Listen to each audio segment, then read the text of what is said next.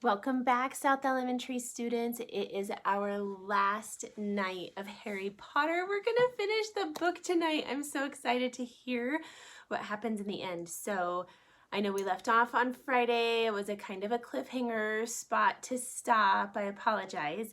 Harry figured out that if he touched Voldemort's face, or, well, it's really Quirrell's, but Voldemort's like living in his head. But if he touched his arms, he touched his hands, he touched his face, that it made Quirrell feel lots of pain and like he would get blisters and stuff. So he's just kind of started to try to touch his face so that he could hopefully finally escape, because he had the Sorcerer's Stone. And when we left off, he could hear someone yelling his name. He thought maybe it was a dream. He felt someone pull Quirrell's arm away from him, and that's where it ended. So that is where we're gonna pick up, boys and girls, and we're gonna finish the story tonight. Something gold was glinting just above him. The snitch! He tried to catch it, but his arms were too heavy. He blinked. It wasn't the snitch at all. It was a pair of glasses. How strange. He blinked again. The smiling face of Albus Dumbledore swam into view above him. "Good afternoon, Harry," said Dumbledore. Harry stared up at him, and then he remembered. Sir, the stone. It was Quirrell. He's got the stone, sir, quick!" "Calm yourself, dear boy. You are a little behind the times," said Dumbledore. "Quirrell does not have the stone." "Then who does, sir? Harry, please relax, or Madame Pomfrey will have me thrown out." Harry swallowed and looked around him. He realized he must be in the hospital wing. He was lying in a bed with white linen sheets, and next to him was a table piled high with what looked like half the sweet shop. "Tokens from your friends and admirers," said Dumbledore, beaming. "What happened down in the dungeons between you and Professor Quirrell is a complete secret. So naturally, the whole school knows. I believe your friends, Misters Fred and George Weasley, were responsible for trying to send you a lavatory seat. No doubt they thought it would amuse you. Madame Pomfrey, however, felt it might not be very hygienic and confiscated it." "How long have I been in here?"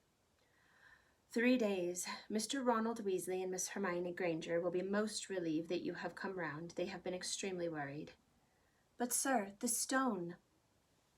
"I see. You will not be distracted. Very well, the stone. Professor Quirrell did not manage to take it from you. I arrived in time to prevent that, although you were doing very well on your own, I must say." "You got there? You got Hermione's owl?" "We must have crossed in mid-air. No sooner had I reached London than it became clear to me that the place I should be was the one I had just left. I arrived just in time to pull Quirrell off of you." "It was you?" "I feared I might be too late."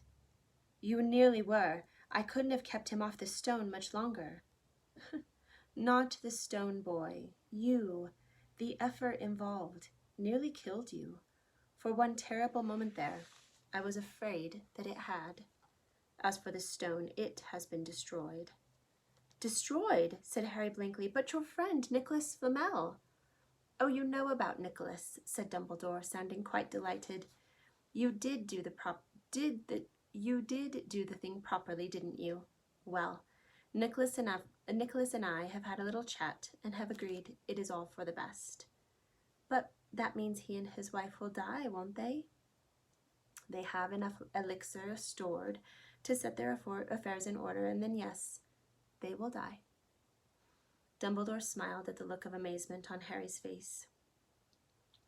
"To one as young as you, I'm sure it seems incredible, but to Nicholas and Perenelle, it really is like going to bed after a very, very long day. After all, to the well-organized mind, death is but the next great adventure. You know, the stone was really not such a wonderful thing. As much money and life as you could want. The two things most human beings could choose above all. The trouble is, humans do have a knack of choosing precisely those things which are the worst for them." Harry lay there, lost for words. Dumbledore hummed a little and smiled at the ceiling. "Sir," said Harry, "I've been thinking. Sir, even if the stone is gone, you know who?" "Call him Voldemort, Harry. Always use the proper name for things. Fear of a name increases fear of the thing itself. Yes, sir. Well, Voldemort's going to try other ways of coming back, isn't he? I mean, he hasn't gone, has he? No, Harry, he has not. He is still out there, somewhere, perhaps looking for another body to share. Not being truly alive, he cannot be killed. He left Quirrell to die. He shows just as little mercy to his followers as his enemies. Nevertheless, Harry, while you may only have delayed his return to power, it will merely take someone else who is prepared to fight what seems a losing battle next time. And if he is delayed again and again, why, he may never return to power. Harry nodded, but stopped quickly because it made his head hurt. Then he said, "Sir, there are some other things I would like to know if you can tell me. Things that I want to know the truth about." "The truth," Dumbledore sighed. "It is a beautiful and a terrible thing, and should therefore be treated with great caution. However, I shall answer your questions unless I have a very good reason not to, in which case I beg you'll forgive me. I shall not, of course, lie." "Well, Voldemort said that he only killed my mother because she tried to stop him killing me. But why would he want to kill me in the first place?" Dumbledore sighed very deeply this time. "Alas, the first thing you ask me I cannot tell you. Not today, not now. You will know, one day. Put it from your mind for now, Harry. When you are older, I know you hate to hear this, when you are ready, you will know." And Harry knew it would be no good to argue. "But why couldn't Quirrell touch me?" "Your mother, Harry, died to save you. If there is one thing Voldemort cannot understand, it is love. He didn't realize that love, as powerful as your mother's for you, leaves its own mark, not a scar, no visible sign. To have been loved so deeply, even though the person who loved us is gone, will give us some protection forever. It is in your very skin. Quirrell, full of hatred, greed, and ambition, sharing his soul with Voldemort, could not touch you for this reason. It was agony to touch a person marked by something so good." Dumbledore now became very interested in a bird out on the windowsill, which gave Harry time to dry his eyes on the sheet. When he had found his voice again, Harry said, "And the invisibility cloak. Do you know who sent it to me?" "Ah, your father happened to leave it in my possession, and I thought you might like it." Dumbledore's eyes twinkled. "Useful things. Your father used it mainly for sneaking off to the kitchens to steal food when he was here." "And there is something else." "Fire away." Boys and girls, before we turn the page, here's a picture of Harry. "Quirrell and Snape." "Professor Snape, Harry?" "Yes, him. Quirrell said he hates me because he hated my father." "Is that true?" "Well, they did rather detest each other, not unlike yourself and Mr. Malfoy. And then your father did something Snape could never forgive." "What?" "He saved his life." "What?" "Yes," said Dumbledore dreamily. "Funny the way people's minds work, isn't it? Professor Snape couldn't bear being in your father's debt. I do believe he worked so hard to protect you this year because he felt that would make him and your father quits. Then he could go back to hating your father's memory in peace." Harry tried to understand this, but it made his head pound, so he stopped. "And sir, there's just one more thing." "Just the one?" "How did I get the stone out of the mirror?" "Ah, now, I'm glad you asked me that. It was one of my more brilliant ideas, and between you and me, that's saying something. You see, only one who wanted to find the stone, find it, but not use it, would be able to get it. Otherwise, they'd just see themselves making gold or drinking elixir of life. My brain surprises me even sometimes. Now, enough questions. I suggest that you make a start on these sweets. Ah, Bertie Bott's every flavor beans. I was unfortunate enough in my youth to come across a vomit-flavored one. And since then I'm afraid I've rather lost my liking for them, but I think I'll be safe with a nice toffee, don't you?" He smiled and popped the golden brown bean into his mouth. Then he choked and said, "Alas, earwax." Madame Pomfrey, the matron, was a nice woman but very strict. "Just 5 minutes," Harry pleaded. "Absolutely not. Will you let Professor Dumbledore in?" "Well, of course, that was the headmaster, quite different. You need rest." "I am resting. Look, lying down and everything. Oh, go on, Madame Pomfrey." "Oh, very well," she said, "but 5 minutes only." And she let Ron and Hermione in. "Harry!" Hermione looked ready to fling her arms around him, but Harry was glad she held herself in, as his head was still very sore. "Oh, Harry, we were sure you were going to. Dumbledore was so worried. The whole school's talking about it," said Ron. "What really happened?" It was one of those rare occasions when the true story is even more strange and exciting than the wild rumors. Harry told them everything: Quirrell, the mirror, the stone, and Voldemort. Ron and Hermione were a very good audience. They gasped in all the right places, and when Harry told them what was under Quirrell's turban, Hermione screamed out loud. "So the stone's gone," said Ron finally. "Flamel's just going to die?" "That's what I said. But Dumbledore thinks that, what was it? To the well-organized mind, death is but the next great adventure." "I always said he was off his rocker," said Ron, looking quite impressed at how mad his hero was. "So what happened to you two?" said Harry. "Well, I got back all right," said Hermione. "I brought Ron round. That took a while, and we were dashing up to the Owlery to contact Dumbledore when we met him in the entrance hall. He already knew. He just said, 'Harry's gone after him, hasn't he?' and hurtled off to the 3rd floor. "Do you think he meant to do it?" said Ron. "Sending you your father's cloak and everything." "Well," Hermione exploded, "if he did, I mean to say, that's terrible. You could have been killed." "No, it isn't," said Harry thoughtfully. "He's a funny man, Dumbledore. I think he sort of wanted to give me a chance. I think he knows more or less everything that goes on here, you know. I reckon he had a pretty good idea we were going to try, and instead of stopping us, he just taught us enough to help. I don't think it was an accident he let me find out how the mirror worked. It's almost like he thought I had the right to face Voldemort if I could." "Yeah, Dumbledore's barking all right," said Ron proudly. "Listen, you've got to be up for the end of your feast tomorrow. The points are all in and Slytherin won, of course. You missed the last Quidditch match. We were steamrolled by Ravenclaw without you. But the food will be good." At that moment, Madame Pomfrey bustled over. "You have had nearly 15 minutes. Now out," she said firmly. After a good night's sleep, Harry felt nearly back to normal. "I want to go to the feast," he told Madame Pomfrey as she straightened his mini sweet boxes. "I can, can't I?"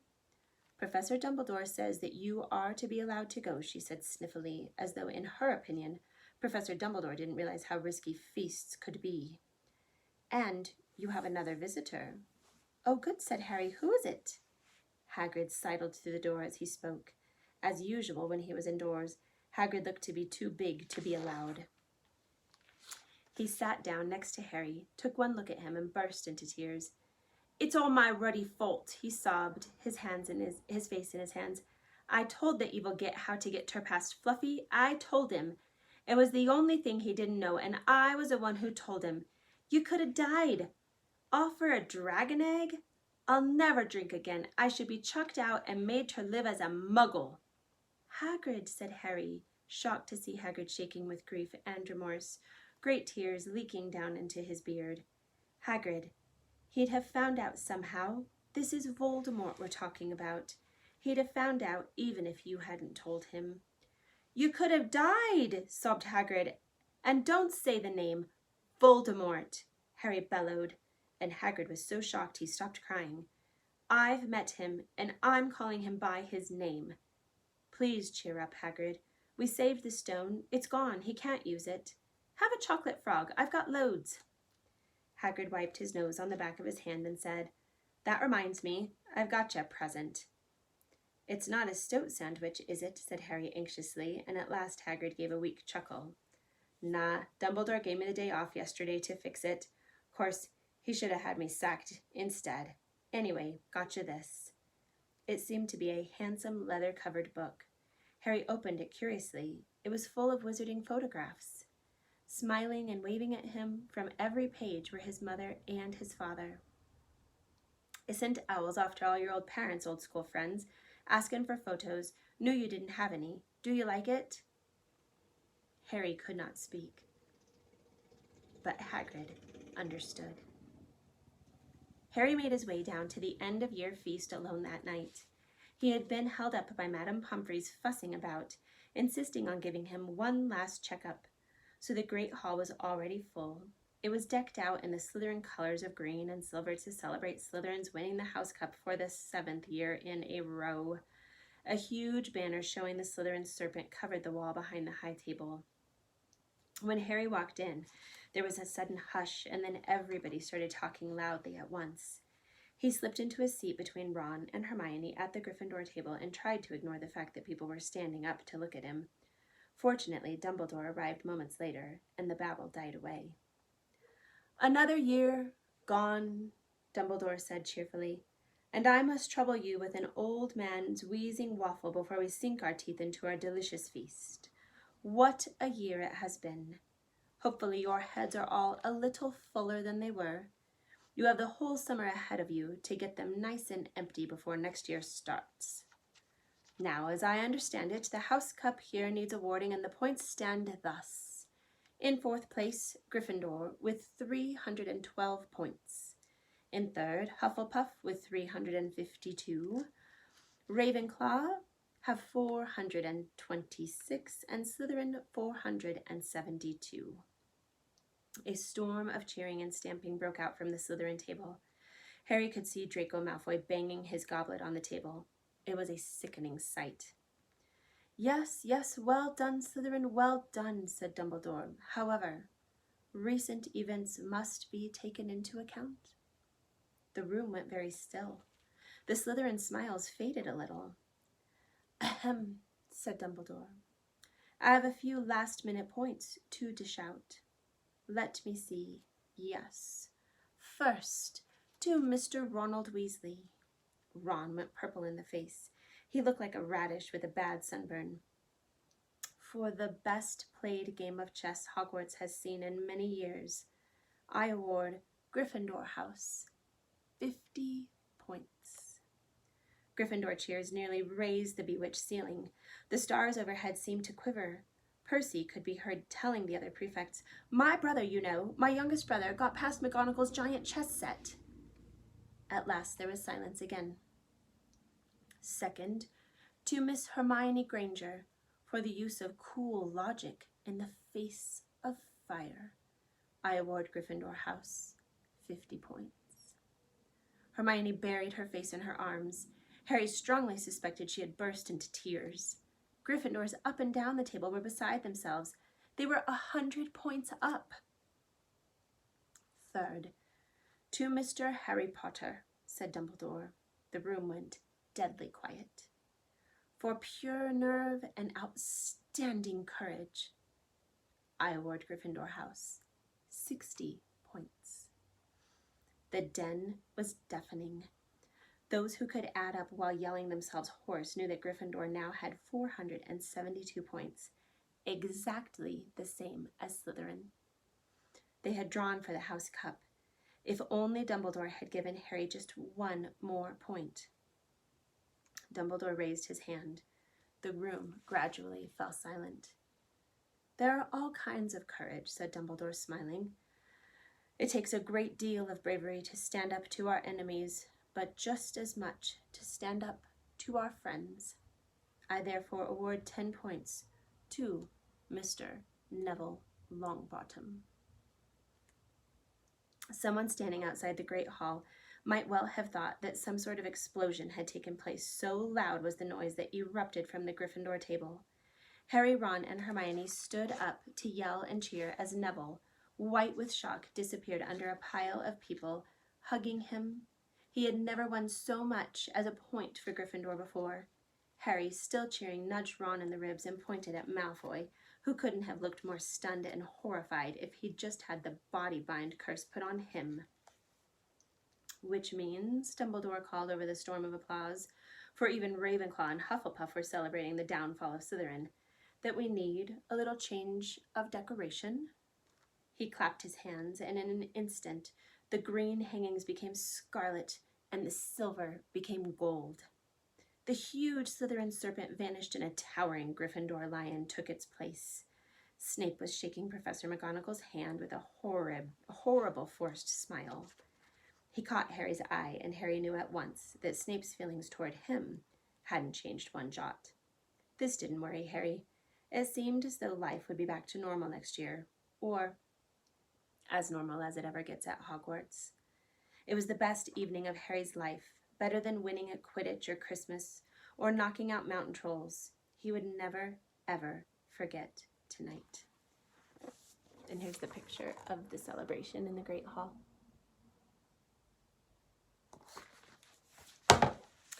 Harry had almost forgotten that the exam results were still to come, but come they did, and to their great surprise, both he and Ron passed with good marks.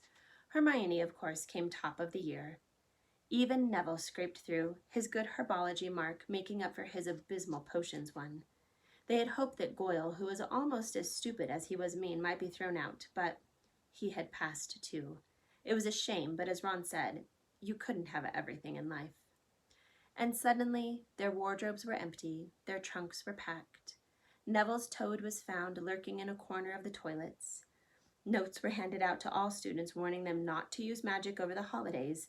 I always hope they'll forget to give us these, said Fred Weasley sadly. Hagrid was there to take them down to the fleet of boats that sailed across the lake. They were boarding the Hogwarts Express, talking and laughing as the countryside became greener and tidier, eating Bertie Bott's every flavor beans as they sped past Muggle towns, pulling off their wizarding robes and putting on jackets and coats, pulling into platform 9 3/4 at King's Cross Station. It took quite a while for them to get off the platform. A wizened old guard was up by the ticket barrier, letting them go through, the gate in 2s and 3s, so that they didn't attract attention by all bursting out of a solid wall at once and alarming the Muggles. You must come and stay this summer, said Ron, both of you. I'll send you an owl. Thanks, said Harry. I'll need something to look forward to. People jostled them as they moved forwards toward the gateway back to the Muggle world. Some of them called, Bye, Harry. See you, Potter. Still famous, said Ron, grinning at him. Not where I'm going, I promise you that, said Harry. He, Ron, and Hermione passed through the gateway together. There he is, Mum, there he is, look! It was Ginny Weasley, Ron's younger sister, but she wasn't pointing at Ron. Harry Potter! She screamed. Or she squealed. Look, Mum, I can see. Be quiet, Ginny, and it's rude to point. Mrs. Weasley smiled down at them. Busy year, she asked. Very, said Harry. Thanks for the fudge and the jumper, Mrs. Weasley. Oh, it was nothing, dear. Ready are you? Oh, ready are you? It was Uncle Vernon, still purple-faced, still mustached, still looking furious at the nerve of Harry carrying an owl in a cage in a station full of ordinary people. Behind him stood Aunt Petunia and Dudley, looking terrified at the very sight of Harry. You must be Harry's family, said Mrs. Weasley. In a manner of speaking, said Uncle Vernon. Hurry up, boy, we haven't got all day. He walked away. Harry hung back for a last word with Ron and Hermione. See you over the summer, then. Hope you have a good holiday, said Hermione, looking uncertainly after Uncle Vernon, shocked that anyone could be so unpleasant. Oh, I will, said Harry, and they were surprised at the grin that was spreading over his face. They don't know that we're not allowed to use magic at home. I'm going to have a lot of fun with Dudley this summer. And then, boys and girls, here is the picture of Hogwarts as they are leaving.